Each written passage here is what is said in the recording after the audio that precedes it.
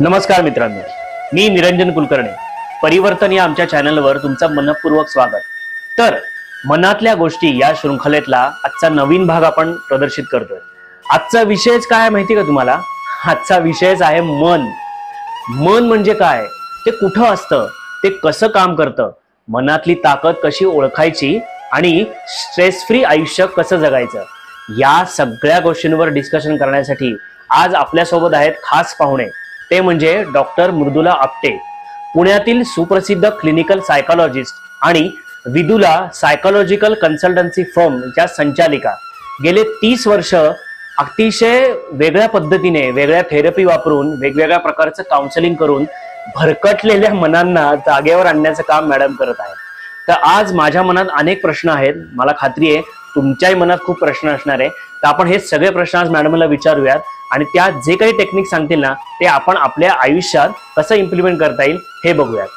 चला, नमस्कार मॅडम, तुमचं खूप खूप स्वागत आमच्या परिवर्तन चॅनलवर. आणि जसं आपण थोड्या वेळापूर्वी बोलत होतो की आम्ही मनातल्या गोष्टी अशी एक सिरीज सुरू केली आहे आणि आजचा विषय मन हेच आहे. आणि तुम्ही नक्कीच मन या विषयावर तुमच्यापेक्षा जास्त कोण चांगलं बोलू शकणार. तर मला सांगा की मन आपल्याला दिसत नाही पण ते कुठेतरी असतं, तर ते कुठे असतं आणि ते कसं काम करतं?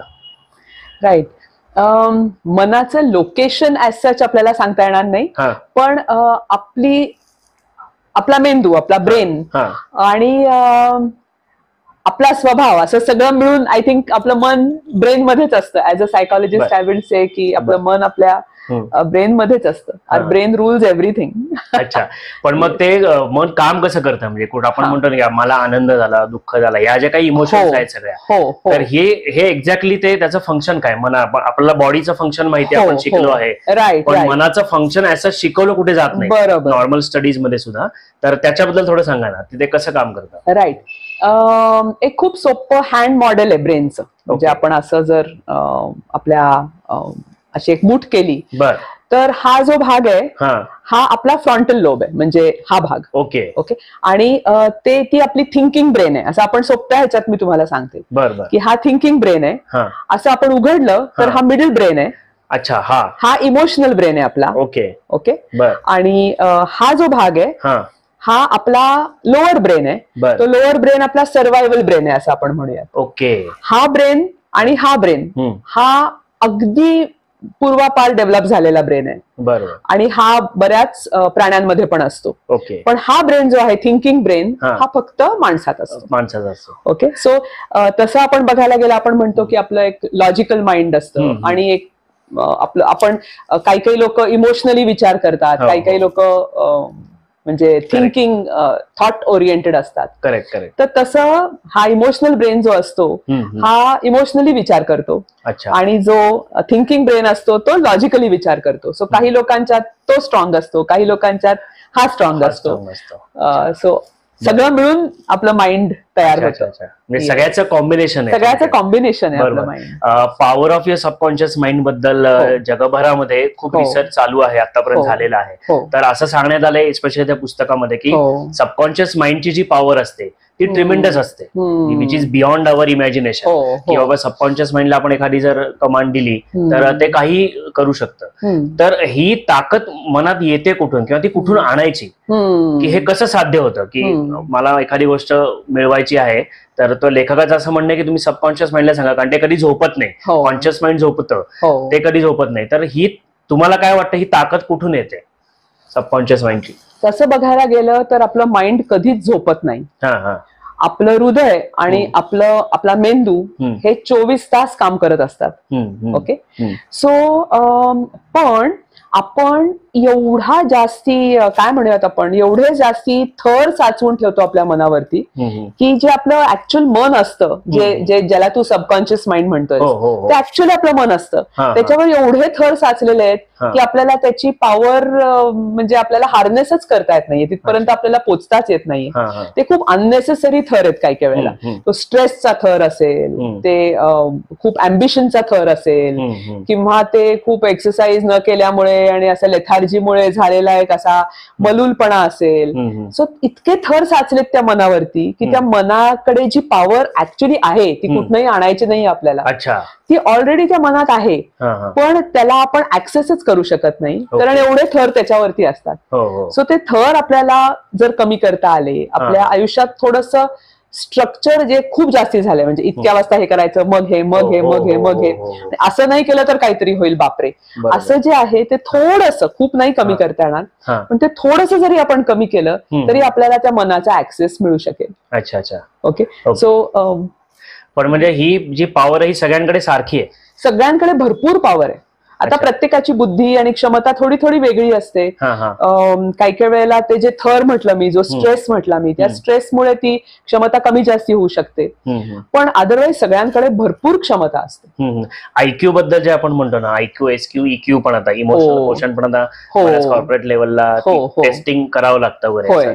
तर हे प्रत्येकामध्ये जर समजा ही पॉवर सारखी आहे असं आपण मानलं तर त्याचे येणारे जे आउटपुट आहे ते वेरी का असतात? म्हणजे याच्यावर सायकोलॉजी मध्ये काय उत्तर आहे? प्रत्येकाचं कारण आउटपुट वेगवेगळं असतं. जे मला अचीव झालेलं आहे ते कदाचित इतरांना होत नाही, किंवा इतरांना कदाचित दसपट जास्त अचीव ते करतात त्यांच्या थ्रू आउट संपूर्ण आयुष्यामध्ये. तर हा फरक का असतो म्हणजे प्रत्येक व्यक्तीमध्ये? आयक्यू मध्ये तर फरक असतोच डेफिनेटली, इक्यू मध्ये पण फरक असतो, पण प्रत्येकाच्या जरी कमी जास्त इक्यू असला, कमी जास्त आयक्यू असला तरी प्रत्येकाकडे भरपूर इक्यू असतो. असं नाही की त्याला मनाला ऍक्सेस मिळणार नाही किंवा सबकॉन्शियस माइंडला ऍक्सेस मिळणार नाही. हॅव्हिंग सेड दॅट, आयक्यू म्हणजे आयक्यूच्या बद्दल स्पेसिफिकली आपण जर बोलायला लागलो तर आयक्यू हा अनेक गोष्टींमुळे तयार होतो. आपलं जेनेटिक्स असतं आणि आपण आपलं जे प्रीनेटल ऍटमॉस्फिअर असतं आईच्या पोटात असतानाच, त्याच्यात काही प्रॉब्लेम झाले किंवा बर्थच्या वेळेला काही कॉम्प्लिकेशन्स झाले किंवा जेनेटिकली काही कॉम्प्लिकेशन्स असतील तर, किंवा काही म्युटेशन्स असू शकतील, तर आपल्याला आयक्यू कमी असण्याची शक्यता असू शकते. अदरवाईज ऍव्हरेज किंवा अबाव ऍव्हरेज आयक्यू आपल्या जेनेटिक्सवर, आपल्या एन्व्हायरमेंट मध्ये किती स्टिम्युलेशन आपल्याला मिळतं त्याच्यावर आपला आयक्यू डेव्हलप होतो. आणि मग इक्यू जे आपण म्हणतो किंवा इक्यू म्हणजे इमोशनल इंटेलिजन्स, स्ट्रॉंग आहात असंच त्याचा अर्थ आहे ना. तर मग हे परत ह्याच्यात परत डिफरन्शिएट असतं की बाबा कोणी स्ट्रॉंग आहे, कोणी वीक आहे, कोणाला नाही का, म्हणजे एखादे काहीतरी अनयुज्युअल काही गोष्ट घडली आपल्या बाबतीत तर लगेच पटकन डिस्टर्ब व्हायला होतं. काही लोक पटकन सोडून देतात, पुढच्या कामाला लागतात. हे जे काही फ्लिप ऑफ आहे हे ऍक्च्युअली जमलं पाहिजे असं म्हणतात, पण काही लोकांना ते जमत नाही. तर मग ही जी काही मनाची अवस्था असते की काहीतरी मनाविरुद्ध घडतंय बाबा, किंवा मला करावं लागतंय, हे जर मला दुसरं काही असतं ना तर मी हे नक्कीच केलं नसतं. तर ह्याच्यामध्ये स्टॅबिलिटी आणणं हे मोठा चॅलेंज असतो. तर त्याच्यासाठी काही फॉर्म्युले आहेत का? इक्यू हा कन्सेप्ट डेनियल गोलमन नावाच्या सायकोलॉजिस्टने दिलेला आहे. त्याचा बेसिक अर्थ असा आहे की आपल्याला लोकांशी कसं डील करता येतं, आपले सोशल स्किल्स किती स्ट्रॉंग आहेत. So that is the concept of EQ. आपल्याला स्ट्रेस सोबत सामना कसा करता येतो, तणावाला आपल्याला कसं डील करता येतं, हे सगळं this is a part of emotional intelligence. So आपण स्ट्रेसचा कन्सेप्ट सांगू का मी थोडासा, म्हणजे आय थिंक ते लिंक लागत जाईल. सो स्ट्रेस हा कन्सेप्ट ऍक्च्युली इंजिनिअरिंग कन्सेप्ट आहे. म्हणजे इंजिनियर्स जेव्हा ब्रिजेस बांधत होते, पूल बांधत होते, तेव्हा त्या एका पुलावर किती वजन त्या पुलाला मॅनेज करता येईल, किती स्ट्रेस मॅनेज करता येईल त्या पुलावर, that is how the word stress came about. अच्छा. सो त्याच्यामुळे आपल्या मनावर आपण किती ओझं टॉलरेट करू शकतो तो स्ट्रेस आहे. आणि जेव्हा आपण ते ओझं टॉलरेट करू शकत नाही तेव्हा आपण फ्रस्ट्रेट होतो. आपण म्हणतो ना फ्रस्ट्रेशन टॉलरन्स संपला, फेडअप झालं, शक्य नाही, मला अजून सहन होत नाहीये, तो आपला स्ट्रेस टॉलरन्स संपलेला असतो त्यावेळेला. सो जेव्हा आपण स्ट्रेस बद्दल बोलतो तेव्हा आपण कोपिंग बद्दल पण बोलतो. कोपिंग म्हणजे ज्या प्रकारे आपण जे स्ट्रॅटेजीज वापरतोय स्ट्रेस सोबत डील करायला, त्याला कोपिंग म्हणतो. त्या कोपिंग स्ट्रॅटेजीज दोन प्रकारच्या असू शकतात. एक तर अडॅप्टिव्ह म्हणजे चांगल्या हेल्दी स्ट्रॅटेजीज, आणि दुसरं म्हणजे मॅल अडॅप्टिव्ह म्हणजे चुकीच्या स्ट्रॅटेजीज. अडॅप्टिव्ह स्ट्रॅटेजीज म्हणजे आपल्याला खूप ताणतणाव आला तर प्रॉब्लेम सॉल्व्हिंग करणं, की काय बरं एखादा मॅथ्स प्रॉब्लेम असतो तसं की आपण शाळेत आपल्याला सुटत नाही तो एखादा प्रॉब्लेम, तर आपण वेगळ्या वेगळ्या पद्धतीने तो प्रॉब्लेम सोडवायचा प्रयत्न करतो आणि मग सॉल्व्ह झाल्यावर आपण स्वतःला फीडबॅकही देतो की हा बुवा ह्या पद्धतीने आपल्याला प्रॉब्लेम सॉल्व्ह करता आलाय, म्हणजे ही पद्धत बरोबर आहे. Okay, so it is problem solving. ती एक चांगली हेल्दी स्ट्रॅटेजी आहे. काही काही प्रॉब्लेम सॉल्व्हच होत नाहीत. बरोबर आहे. आता कोणीतरी आपलं जवळचं गेलंय किंवा ऍक्सिडेंट झालाय आपला किंवा एखादा आपला लॉस झालेला आहे मोठा, तो प्रॉब्लेम त्यावेळेला सॉल्व्ह होण्यासारखा नसतो, तर त्या वेळेला आपल्याला ऍक्सेप्ट करायला लागतं. सो ते ऍक्सेप्ट करण्यासाठी जे स्ट्रॅटेजीज आपण वापरतो, कोणासोबत तरी बोलणं, डिस्कस करणं, शेअर करणं, किंवा काही लोकांना म्हणजे देवासोबत बोलायला आवडतं किंवा स्पिरिच्युअलिटीच्या मार्गाला जायला आवडतं. काही लोकांना जर्नलिंग करायला आवडतं, लिहितात म्हणजे त्यांना बरं वाटतं. काही लोक जास्ती कामात व्यस्त होऊन जातात. सो प्रत्येकाची स्ट्रॅटेजी वेगळी आणि या सगळ्या चांगल्या स्ट्रॅटेजीज आहेत.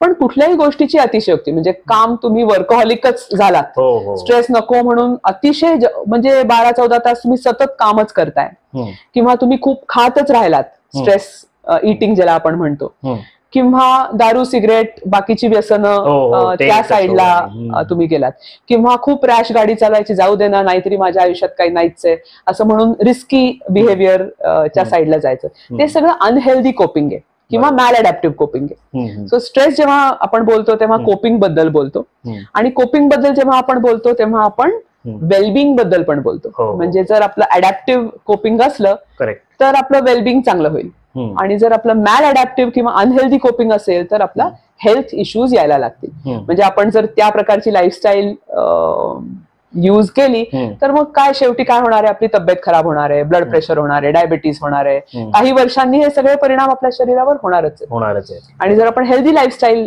वापरली तर हळूहळू आपले हेल्थ सुधारेल, आपले प्रॉब्लेम्स जे सुटण्यासारखे प्रॉब्लेम्स आहेत ते सुटतील, आणि आपल्याला ओव्हरऑल हॅपीनेस फील होईल, आणि मग आपण आपलं ते ऍक्सेस आपल्याला तो मिळू शकेल आपल्या माइंडचा. पण म्हणजे मनाप्रमाणे जर काही गोष्टी घडत गेल्या, समजा मी काही गोष्टी ठरवल्या असतील की बाबा 1, 2, 3, 4 अशा पद्धतीने मला हे जायचंय, म्हणजे लेट्स से की एखादा आपण मंथचं कॅलेंडर प्लॅन करतो की या महिन्यामध्ये मला या गोष्टी मला करायच्याच आहे, आपण टू डू म्हणतो, आणि त्या सगळ्या होत गेल्या, तर मग त्याचा ऑटोमॅटिक ती ताकद वाढत जाते का? हो, नक्कीच. म्हणजे आपल्याला जर कुठलाही सक्सेस मिळाला, कुठलीही गोष्ट आपल्याला हवी ती आपल्या मनाप्रमाणे झाली, किंवा आपण खूप मेहनत करून कुठली तरी गोष्ट अचीव्ह करण्याचा प्रयत्न केला आणि आपल्याला ती मिळाली, तर मग आपल्याला एक असा बूस्ट मिळतो, आणि ह्या एक्सपिरियन्समुळे आपली पुढची गोष्ट पण जास्ती चांगली होण्याची शक्यता वाढते. डेफिनेटली बरोबर आहे. नाहीतर आपण खचून गेल्यासारखं होतं. करेक्ट.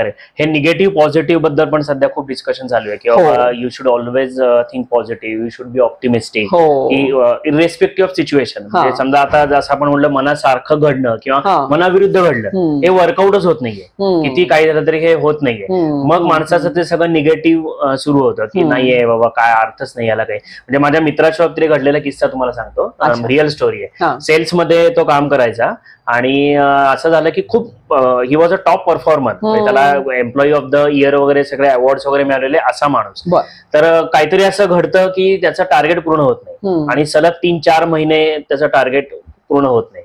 मग कॉन्फरन्समध्ये तो एक दिवस बसलेला असतो, आणि सगळ्यांसमोर त्याचा बॉस त्याला म्हणतो की अरे क्या हो रहा है यार तुम्हारा, तुम कुछ नहीं कर पा रहे हो यार, तुम्हारी सैलरी भी जस्टिफाई नहीं हो रही है, टारगेट का तो छोड़ दो, तुम्हारी सैलरी भी जस्टिफाई नहीं हो रही है कंपनी में, तो क्या फायदा तुमको रख के, तुम जितना काम कर रहे हो उतना तो मैं फोन पे ही कर लूंगा, फिर मेरे को बंदे की जरूरत काय आहे. अशा प्रकारचा सगळ्यांसमोर जेव्हा आघात होतो, किंवा कोणाच्या बाबतीत हे घडलेलं असेल आतापर्यंत, घडतंय रोज वगैरे, तर अशा ऍडव्हर्सिटी मध्ये सुद्धा शांत राहून, किंवा मला ठीक आहे मी आता मागे आलेले सेटबॅक बसलेला आहे, सेटबॅक टू मला परत ग्रो व्हायचंय, होय, ही जी अवस्था आहे सगळी, ही आपण कसं स्वतःला समजवत न्यायचं? खूप छान प्रश्न विचारलाय निरंजन. मला वाटतं की हे हल्ली खूप लोकांच्या बाबतीत होत आहे, आणि सगळ्यात प्रॉब्लेमॅटिक काय आहे की जेव्हा कोणीतरी आपल्याशी असं बोलतं, तेव्हा एकतर आपण जे केलेलं काम असतं ते निगेट तर होतच, पण ते आपल्या सेल्फवर जातं, म्हणजे सेल्फ एस्टीमला पिन मारल्यासारखं होतं की अरे म्हणजे मी चांगला नाहीये का, मला कामच करता येणार नाही का आता, असं वाटायला लागतं. आणि मग मजा म्हणजे आपण स्वतःला पण दोष द्यायला लागतो. दुसऱ्यांनी आपल्याला दोष दिल्यावरती आपण स्वतःशी सुद्धा त्याच पद्धतीत बोलायला लागतो.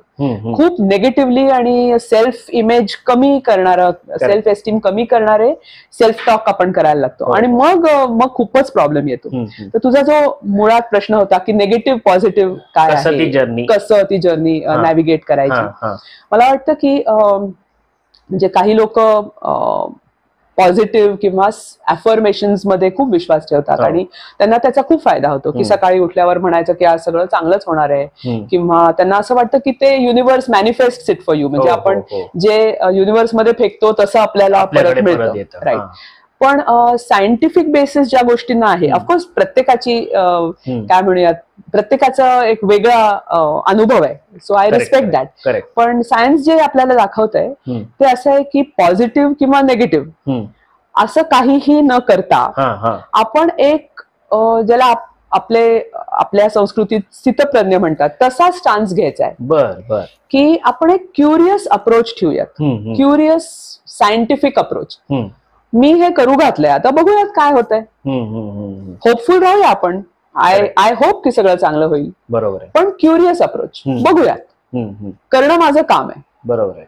सो मी केलंय, आता बघूयात, let's hope for the best. Okay, एवढंच. म्हणजे खूप पॉझिटिव्ह नाही आणि खूप निगेटिव्ह असा अप्रोच घ्यायचा, ही पहिली गोष्ट. दुसरं म्हणजे जे तो माणूस ज्या प्रकारे बोलला त्या तुझ्या मित्राला, आय थिंक ते खूपच म्हणजे त्रासदायक प्रकारचं बोलणं आहे. आणि असं डिसमिसिव्ह बोलणं कोणाशीच नको. म्हणजे आई वडिलांनी मुलांशी असं बोलू नये, किंवा मुलांनी असं आई वडिलांशी बोलू नये, किंवा बॉसनी किंवा एम्प्लॉईजनी एकमेकांशी असं नक्कीच बोलू नये, कारण खूप तडा जाऊ शकतो एखाद्या माणसाच्या पर्सनॅलिटीला. त्याच्यामुळे खूप आपण सेन्सिटिव्हली बोलायला पाहिजे. आपण जे खूप इझिली काय रे तुला काय असं ज्या प्रकारे बोलतो ते थोडंसं आता आपण सेन्सिटिव्हली बोलायला पाहिजे. पूर्वी पण सेन्सिटिव्हली बोलायला पाहिजे होतं. लोक चेंज होत नाहीत, लोक तीच आहेत. पण बोलण्याच्या आपल्या पद्धतींमुळे थोडा थोडा जो फरक पडतोय त्याच्याबद्दल आपण आता जास्ती अवेअर होतोय. पूर्वी पण पडत होता, पण आपल्याला असं वाटायचं की आपण सगळे स्ट्रॉंग होतो पूर्वी, जास्ती आता वीक झालोय. स्ट्रॉंग वीक काही नसतं, माणूस तसाच आहे. Okay okay okay. आपली ब्रेन उलट जास्ती चांगली डेव्हलप होतीये. बरोबर आहे. सो आपण तसेच आहोत, फक्त आता आपण जास्ती अवेअर झालोय, जास्ती सेन्सिटिव्ह झालोय की आपल्याला काय होतंय, आपल्या शरीरात मनात काय होतंय ह्याच्याबद्दल आपण जास्ती अलर्ट झालोय, which is I think very positive. Okay okay, it's good. पण मग या केसमध्ये आता या मुलाचं समजा आपण उदाहरण घेतलं तर त्याला काय तडकाफडकी तर नोकरी सोडता येत नाही. हो, कारण जोपर्यंत म्हणजे प्रॅक्टिकलीच आपण विचार करतो, प्रॅक्टिकली विचार करावाच लागतो आयुष्यामध्ये, की जोपर्यंत दुसरं माझ्याकडे हातात काम नाही तोपर्यंत मी हे सोडू शकणार नाही.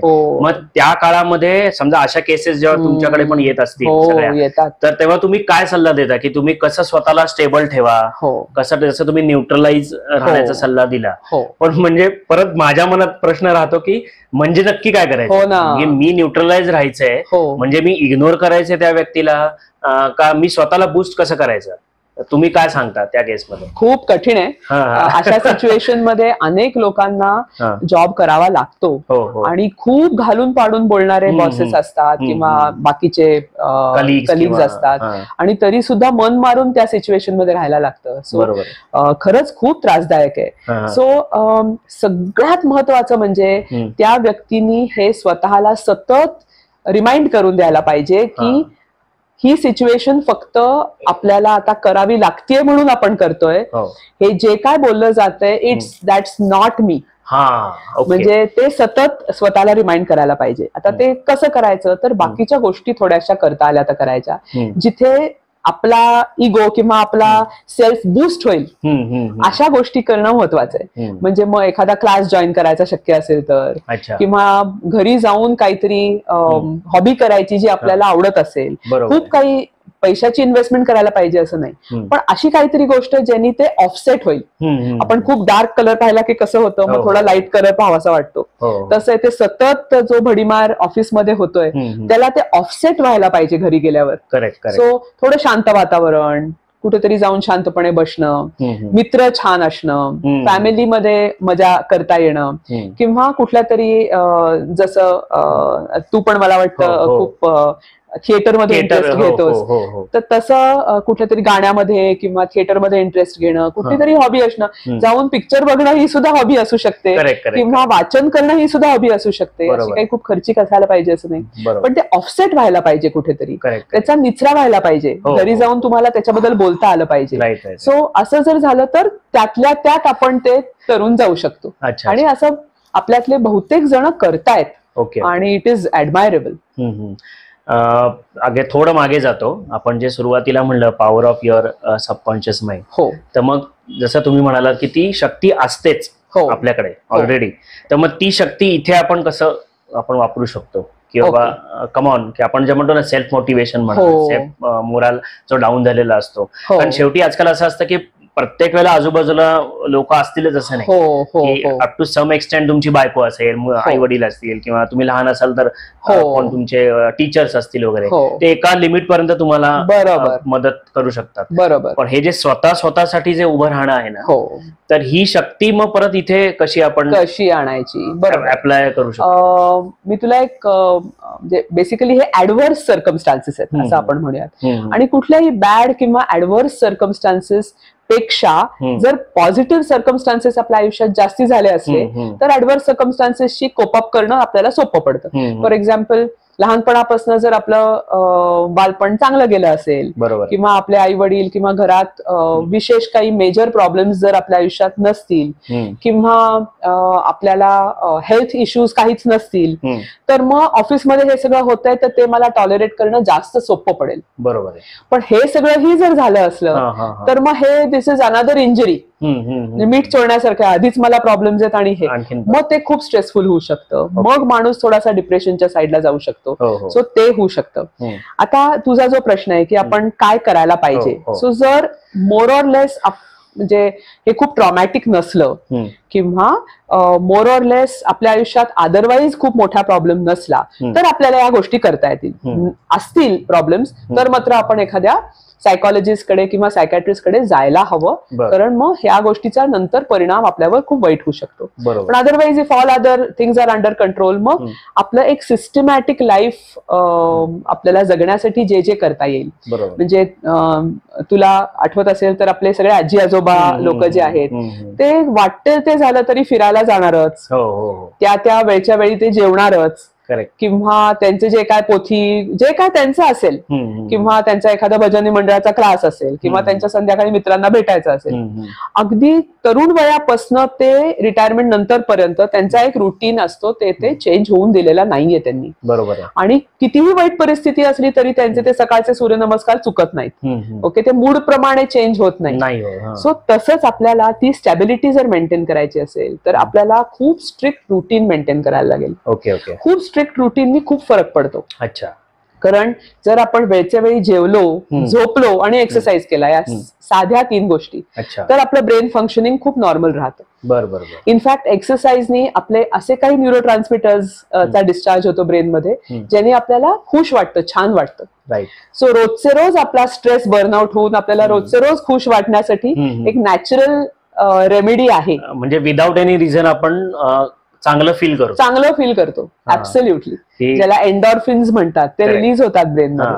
अनेक अशी केमिकल्स असतात जी रिलीज होतात ब्रेनमध्ये. बरोबर आहे. आणि त्याच्यामुळे आपल्याला फ्रेश वाटतं, छान वाटतं, आणि असं वाटतं चला आजचा दिवस पण आपण फेस करूया. अच्छा. ओके. सो ते थोडंसं होतं. So that is one thing. In fact एक प्लीज नावाची स्किल आहे, म्हणजे PLEASE असं अक्रॉनिम आहे. अच्छा. पी म्हणजे फिजिकल हेल्थ, म्हणजे आपण आपल्या फिजिकल हेल्थकडे लक्ष द्यायचं. काही दाताला कीड लागली असली तर आपण ते इतकं पोस्टपोन करतो की ते रूट कॅनल पर्यंत पोहोचतं. करेक्ट. सो तितकं नाही करायचं पोस्टपोन. काही असलं तर लगेच डॉक्टरकडे जायचं. सो फिजिकल हेल्थची काळजी घ्यायची. मग एल म्हणजे आता फॉरेनचा कन्सेप्ट आहे, सो ते लादर, रिन्स आणि हे म्हणजे बेसिकली आंघोळ करायची, रोज आंघोळ करायची, स्वच्छ राहायचं, करतोच आपण. राईट.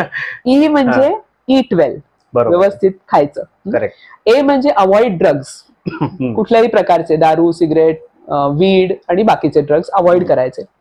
त्याच्यानंतर PLEAS म्हणजे स्लीप वेल. ओके. आणि मग शेवटचं ई म्हणजे एक्सरसाइज वेल. असं तो प्लीज नावाचा अक्रॉनिम आहे. Okay. So we should all follow that acronym. That is the first thing. दुसरं म्हणजे जे काय आपले थोडेसे तरी मित्रपरिवार असेल, सपोर्ट सिस्टम असेल तर खूप छान, म्हणजे आपल्याला त्यांच्यासोबत शेअर करता आलं पाहिजे, त्यांच्यासोबत मजा मस्ती करता आली पाहिजे. सगळे फ्रेंड्स शेअर करायला नसतात, पण मजा मस्ती करायला सुद्धा असले तर मन लाईट फ्रेश वाटतं. आणि काहीतरी एखादी हॉबी पाहिजे, काहीतरी पाहिजे ज्यांनी आपलं मन असं आपलं जे टनल विजन असतं, जॉब एके जॉब किंवा पैसेच कमवा, त्या रेसमध्येच जा, त्याच्यातनं बाहेर येण्यासाठी काहीतरी आपल्याला पाहिजे. सो ह्या सगळ्या जर गोष्टी असल्या आणि लोनलीनेस नको शक्यतो, ह्या सगळ्या गोष्टी असल्या तर आपण त्यातनं तरुण निघतो. हॅव्हिंग सेड दॅट, अति झालं जर म्हणजे 2, 4, 5 वर्ष सतत तुम्ही त्या वातावरणात राहताय तर डेफिनेटली दुसरीकडे काहीतरी शोधायचा प्रयत्न करायला हवा. कारण आपलं मन शेवटी लाईव्ह वायर सारखं असतं ना, किती तुम्ही ते टॉलरेट कराल ते बर्नआउट होणार. ओके, सो ह्याच्यासाठी काही स्पेसिफिक थेरपी काही आहेत का? मी तुमची वेबसाईट बघत होतो ऍक्च्युली, त्याच्यात काही स्पेसिफिक थेरीज बद्दल लिहिलेलं आहे. मग अशा केसमध्ये कुठल्या थेरपी तुम्ही करता? नॉर्मली स्ट्रेस साठी कॉग्निटिव्ह बिहेवियर थेरपी नावाची थेरपी आहे, ती फर्स्ट म्हणजे गोल्डन स्टँडर्ड थेरपी म्हणू शकतो आपण त्याला, की ती थेरपी नॉर्मली सगळ्या स्ट्रेस रिलेटेड प्रॉब्लेम्स वर उपयोगी थेरपी आहे. आणि खूप बाकीच्या थेरपीज मधल्या काही छान आयडियाज घेऊन, काही टेक्निक्स घेऊन आम्ही एक इक्लेक्टिक मॉडेल बनवतो. इक्लेक्टिक म्हणजे कॉम्प्रिहेन्सिव्ह, सगळ्यातनं थोडं इम्पॉर्टंट घेऊन जे मॉडेल युज करतो आपण. केस टू केस डिफर होतं. अच्छा, डेफिनेटली. मग ते काही असं तुम्ही वायर वगैरे लावता का? नाही कुठल्याही वायर्स नाही लावत. काही लोकांकडे न्यूरो फीडबॅक नावाचे नवीन टेक्निक्स आता निघालेत.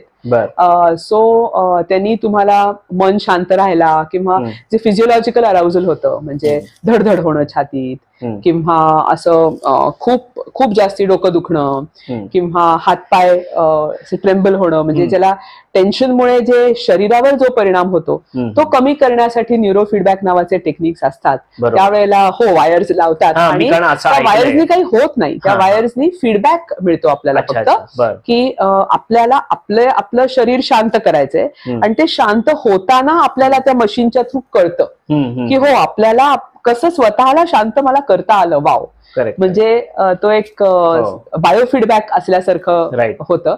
So that is a good technique that can be, म्हणजे थोडंसं आपलं मन आपल्या कंट्रोलमध्ये करण्यासाठी प्रूफ त्याच्यावर आपल्याला मिळतो. पण अदरवाईज जे रेग्युलर थेरपीत आपण एवढा न्यूरो फीडबॅक किंवा बायोफीडबॅक वापरत नाही. रेग्युलर थेरपीत आपण आपल्या व्हर्बल थेरपीज जास्ती असतात, म्हणजे बोलून थॉट्सचं अनालिसिस आम्ही करतो. आणि क्लायंट जो असतो, आम्ही पेशंट एवढं म्हणत नाही, पण क्लायंट जो असतो, क्लायंट आणि थेरपिस्ट जे असतात ते संगनमतानी एक गोल सेटिंग करतात. माझा गोल ढीग असेल की ह्यांनी दारू सोडावी, पण माझा जर क्लायंट म्हणला की मला दारू सोडायची नाहीये, मला ऑकेजनली दारू प्यायची आहे, आता पण मी अल्कोहोलिक नाहीये पण मला ऑकेजनली दारू प्यायची आहे, पण मला माझा आता हा स्ट्रेसचा प्रॉब्लेम आहे, तो मला सोडवायचा आहे. बरोबर. तर माझं कॉन्सन्ट्रेशन त्या गोल्सवर असलं पाहिजे. म्हणजे माझी नक्कीच इच्छा आहे की त्यांनी पूर्ण दारू सोडून द्यावी, कारण त्याची डिप्रेशनकडे टेंडन्सी आहे. मी तर त्याला सांगू शकते, इन्फॉर्मेशन देऊ शकते, पण आमचे गोल्स कोलॅबोरेटिव्ह असतात. म्हणजे त्यांनी आणि मी मिळून ते गोल्स बनवायचे की तुला कुठल्या गोष्टींवर काम करायचंय, मला हे वाटतंय, तुला हे वाटतंय, मग आपण एकत्र मिळून बसून ठरवूया आणि या गोष्टींवर आपल्याला काम करता येईल. बरोबर. सो तसं ते काम सुरू होतं. आणि काही सेशन्स असतात, साधारण 12 ते 16 सेशन्स कमीत कमी असतात.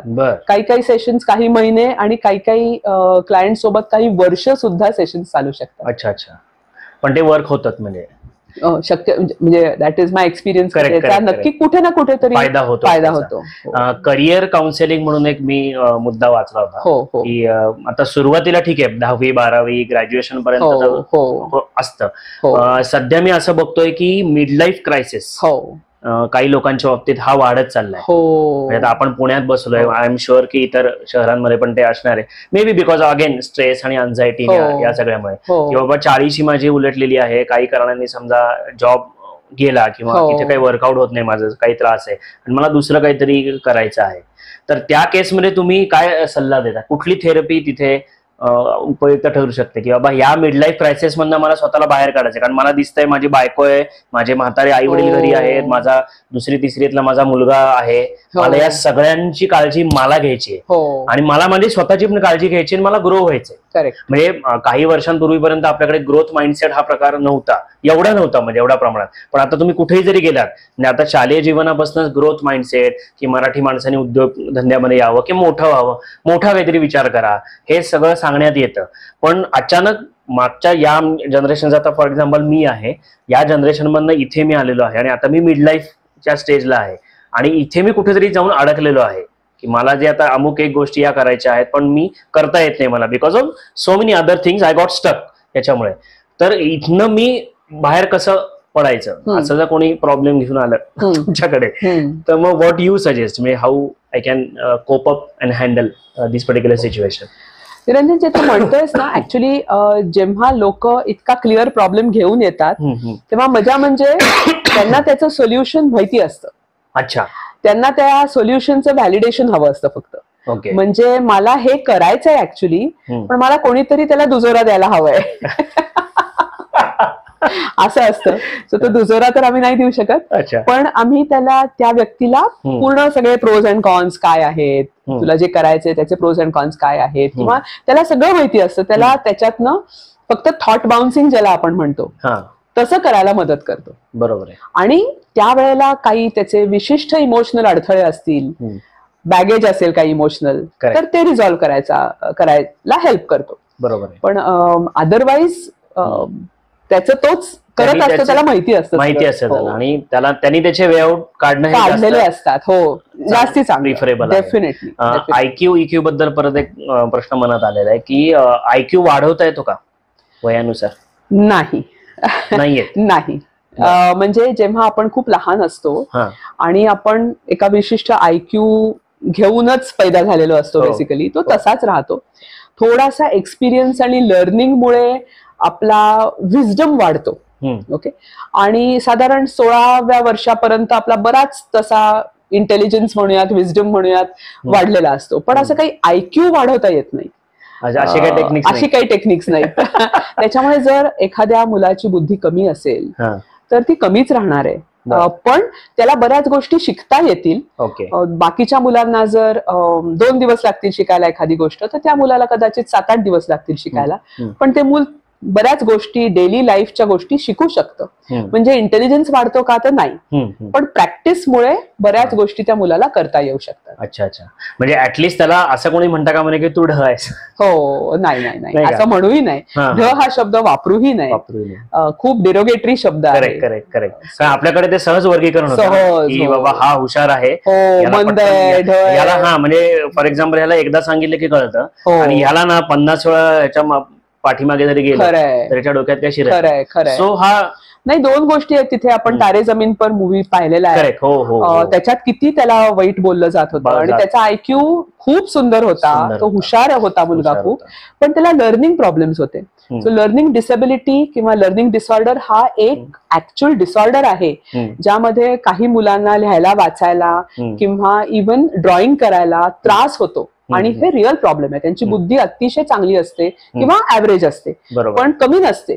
पण त्यांना हा त्रास असल्यामुळे त्यांना अभ्यासात प्रगती त्यांची नसते आणि त्याच्यामुळे त्यांना खूप घालून पाडून बोललं जातं. असं म्हटलं जातं की तुम्हाला काहीतरी मुद्दामून तुम्ही बदमाशीच करताय, आणि या मुलांना नंतर खूप त्रास होतो त्या गोष्टीचा. तर ती आता शाळांमध्ये ती रेकग्नाइज होतीये आणि गव्हर्नमेंट कन्सेशन्स पण खूप देते अशा मुलांना. So that is very good. बरोबर. म्हणजे स्वतःवर विश्वास असणं हे पण कुठेतरी आणि आई वडिलांनाही विश्वास असणं आपल्या मुलांवर. करेक्ट. तेही खूप महत्वाचं आहे. जोसेफ मर्फीचंच पुस्तक आहे स्वतःवर विश्वास ठेवा, ट्रान्सलेटेड मराठी, रिसेंटली वाचनात आलं माझ्या.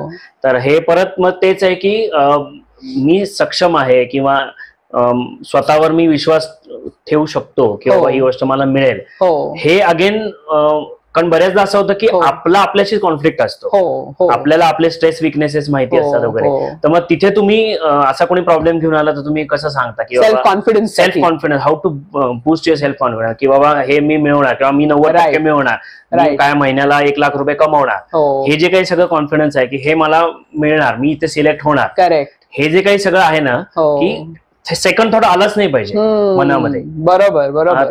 तर तुम्ही त्या गोष्टी होत जातात आणि बाकी मग ऑटोमॅटिक काही प्रॉब्लेम्स येत नाहीत लाईफमध्ये तुमच्या. तर मग ते सेकंड थॉट येऊ नये म्हणून काय काळजी घ्यायची? राईट. खूप छान प्रश्न आहे. इनफॅक्ट तू जर छोट्या छोट्या मुलांना पाहिलं असशील, अगदी छोट्या मुलांना, 2-2.5 वर्षाच्या मुलांना, त्यांना काहीही टास्क दिली की त्यांना फुल कॉन्फिडन्स असतो. Correct correct. म्हणजे ते मी करीन, मग त्यांना ज्या गोष्टी येत नाही ते सुद्धा मी करीन, मी चालवीन. मला आठवतंय माझा मुलगा जेव्हा लहान होता तेव्हा तो गाडीत बसायचा आणि म्हणायचा, आई मला गाडी चालवता येते, माझ्याकडे लायसन्स नाहीये फक्त. अच्छा. सो जेव्हा मुलं लहान असतात तेव्हा त्यांच्यात तो कॉन्फिडन्स असतो. असं का होतंय माहितीये का? कारण आपण ऍज ह्युमन बिंग्स, आपल्याला बेसिकली पुढे जायची इच्छा असते आणि आपल्यामध्ये तो उपजत कॉन्फिडन्स असतो की आपण ते करू शकणार आहोत. फक्त जे मी थर म्हटलं, मध्ये ज्या अनेक गोष्टी होतात त्याच्यामुळे तो कॉन्फिडन्स हलतो. बरोबर. त्या अनेक ज्या गोष्टी झाल्या आहेत त्याचा जर आपण आढावा घेतला, शांत बसून थोडं सेल्फ रिफ्लेक्ट केलं की का बरं एकेकाळी मला जमत होतं, मला वाटत होतं मला जमेल, आता मला काय झालंय ज्याच्यामुळे मला वाटतंय की नाही जमणार आहे? कोणी काही मला बोललंय का?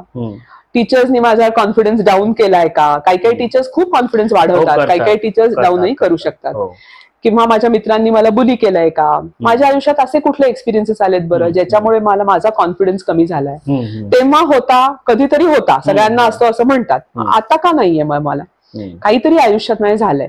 सो जर मी त्या सगळ्या गोष्टींचा आढावा घेतला आणि त्यांचं जर गाठोडं बांधून साईडला ठेवलं आणि म्हणलं की आता मी परत प्रयत्न करून बघतो, किंवा त्या गोष्टी रिझॉल्व्ह करता आल्या तर रिझॉल्व्ह केल्या, आणि मग आपण पुढे गेलो तर ते अडथळे नसतील, इमोशनल, प्रॅक्टिकल जे काय, आणि मग आपला कॉन्फिडन्स असेल आणि आपण करू. थोड्या थोड्या स्टेप्स घ्यायच्या.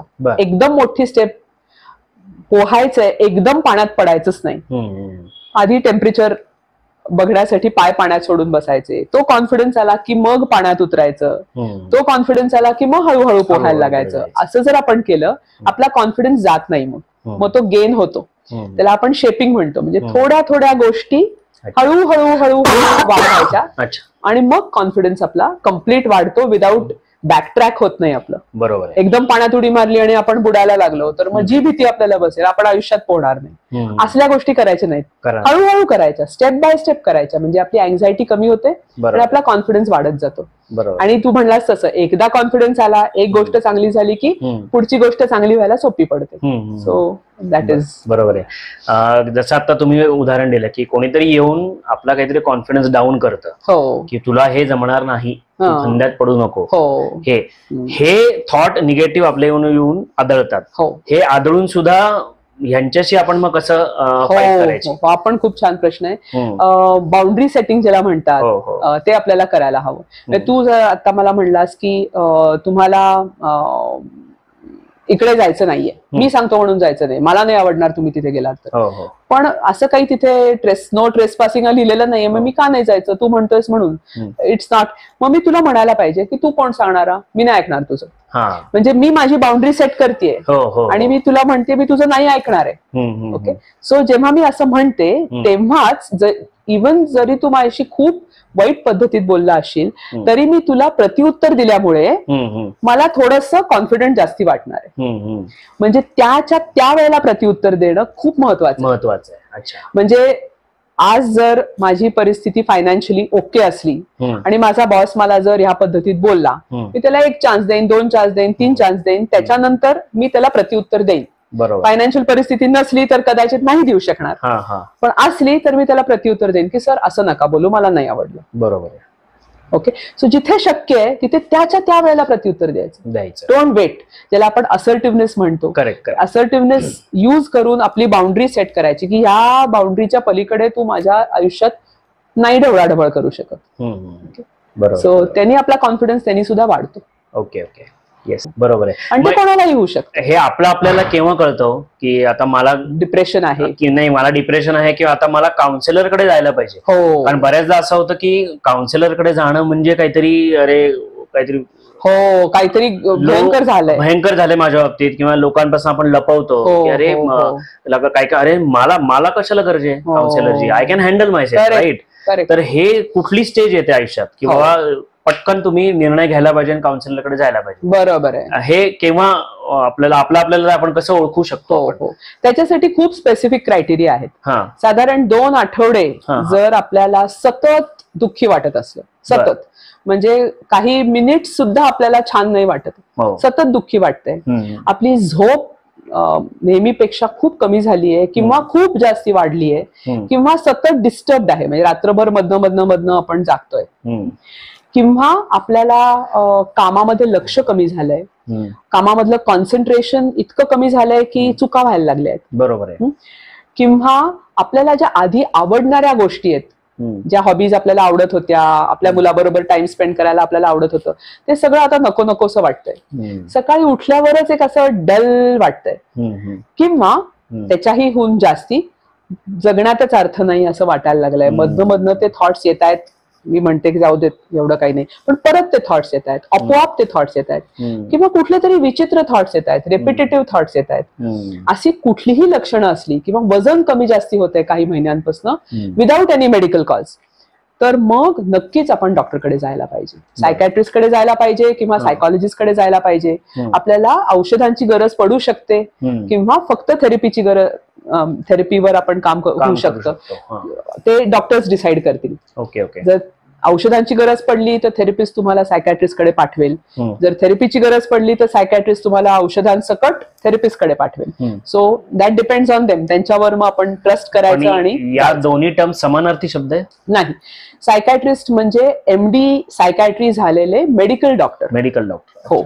आणि सायकॉलॉजिस्ट मध्ये दोन प्रकारचे सायकॉलॉजिस्ट असतात, एक क्लिनिकल सायकॉलॉजिस्ट, एक काउन्सिलिंग सायकॉलॉजिस्ट. क्लिनिकल सायकॉलॉजिस्ट म्हणजे ज्यांनी MPhil केलेलं आहे क्लिनिकल सायकॉलॉजी मध्ये, जो एक हॉस्पिटल बेस्ड 2 वर्षाचा कोर्स आहे. हा MA नंतरचा कोर्स आहे. सो हा केलेलाच असला पाहिजे, त्याच्यामुळे त्यांना लायसन्स मिळतो. आणि ते जे क्लिनिकल प्रॉब्लेम्स असतात, डिप्रेशन किंवा त्याच्यापेक्षा जास्ती अवघड म्हणूयात आपण प्रॉब्लेम्स असतात, त्यांना ते रिझॉल्व्ह करायला मदत करू शकतात.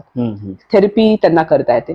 जे काउन्सिलिंग सायकॉलॉजिस्ट असतात ते थोडेसे, ज्याला आपण सॉफ्टवेअर प्रॉब्लेम्स म्हणूयात, की करिअर गायडन्स म्हणा, रिलेशनशिप प्रॉब्लेम्स म्हणा, किंवा बरेच असे आपले अवघड प्रॉब्लेम्स येतात लाईफमध्ये, सिच्युएशनल, ज्याच्यासाठी आपल्याला थोडासा गायडन्स हवा असतो, असे प्रॉब्लेम्स म्हणा, ते काउन्सिलिंग सायकॉलॉजिस्ट हेल्प करतात. सो काउन्सिलिंग सायकॉलॉजिस्टचं MA झालेलं असतं आणि ह्या सायकॉलॉजिस्टचं MA MPhil झालेलं असतं. सो हा फरक आहे. ओके मॅडम, जाता जाता आता एक शेवटचा प्रश्न. बऱ्याच गोष्टींचा उलगडा झाला या पॉडकास्टच्या निमित्ताने, तर मला सांगा, सायकोलॉजिकल पॉइंट ऑफ व्ह्यू आपण विचार केला तर what is the definition of success? यश कशाला आपण म्हणू शकतो?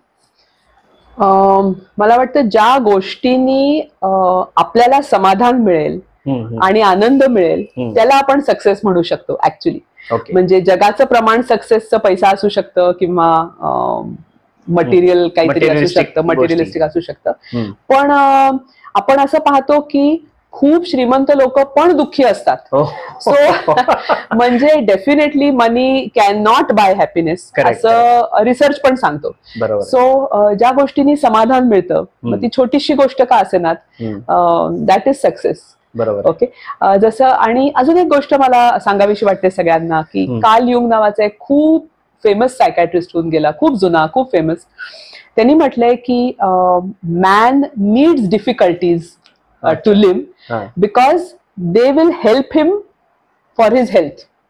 अच्छा. म्हणजे आपल्याला अवघड सर्कमस्टान्सेस पाहिजेत, नाहीतर आपली हेल्थ, मेंटल हेल्थ बनत नाही. म्हणजे थोडंसं आपल्याला अवघड ऍडव्हर्स सर्कमस्टान्सेस पण पाहिजेत कणखर बनायला. ओके. सो त्याला आपण घाबरू नकोयात आणि let's face adversity also. Exactly. आणि बिल्ड आवर कॉन्फिडन्स.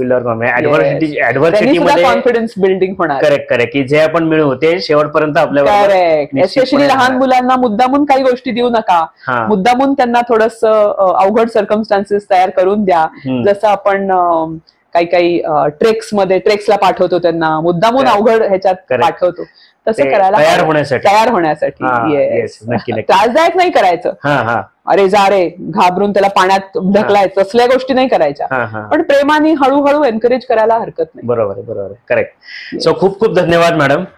खूप मजा आली तुमच्याबरोबर गप्पा मारताना, आणि अनेक गोष्टी नव्याने आम्हाला कळल्या, आणि माझी खात्री आहे की तुम्हालाही या गोष्टी नव्याने कळल्या असतील. तर आता जे जे काही आपण डिस्कस केलं त्याचं काय काय आपण इम्प्लिमेंट करू शकतो आपल्या डे टू डे लाईफमध्ये ते आपण नक्की इम्प्लिमेंट करूयात. फिजिकल फिटनेस बरोबर मेंटल फिटनेस सुद्धा खूप महत्वाचा आहे. आपण त्याचाही विचार करू आणि एक खूप छान सुंदर आयुष्य आपण जगण्याचा निश्चित प्रयत्न करू. तर हा व्हिडिओ तुम्हाला कसा वाटला आम्हाला नक्की कळवा, कमेंट्स करा. जास्तीत जास्त तुमच्या सर्कलमध्ये हा व्हिडिओ शेअर करा, म्हणजे जे नीडी लोक आहेत की जे अशा काही प्रॉब्लेम्स मध्ये अडकलेले आहेत त्यांना त्याचे सोल्युशन्स मिळतील. आणि सर्वात महत्वाचं, जेव्हा जेव्हा तुम्हाला वाटेल तेव्हा प्लीज ते प्रॉब्लेम शेअर करा, काउन्सिलरची मदत घ्या. विदुला सायकोलॉजी कन्सल्टन्सीचं आम्ही डिटेल्स टाकतोय आता आपल्या आमच्या व्हिडिओमध्ये. मॅडमला कॉन्टॅक्ट करा. मॅडमचं क्लिनिक आहे, गेले 30 वर्षांपेक्षा जास्त त्यांची प्रॅक्टिस आहे आणि नक्कीच तुम्हाला तुमच्या प्रश्नांचं उत्तर मिळणार आहे.